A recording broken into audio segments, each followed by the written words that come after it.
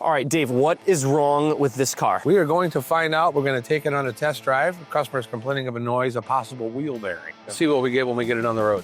All right, so we're accelerating. So are you hearing anything yet?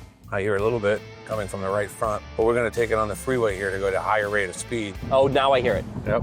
That's the noise we're looking for. It's almost like a pulling, like... It's rotational here. It's a rotational sound because it keeps repeating over and over and over. Usually when a bearing is bad, really bad, you can put your hand on the spring and then spin the wheel, and you'll feel the output of the bearing howling in the spring, but I don't feel anything on this one. I'm gonna put these in my ears, and we're gonna listen for a bearing.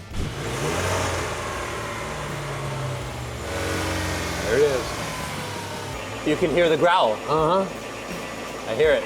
You couldn't feel it in the spring. You could only hear it faintly, even at 60 miles an hour. But when you put a stethoscope on the bearing, you can hear it coming right out of there. So again, the lesson here is when you are hearing things that are not normal, do not ignore them.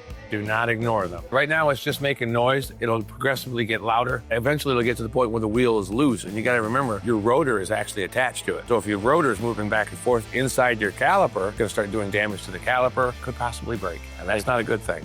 Thank you for showing us. God bless. Have a good day.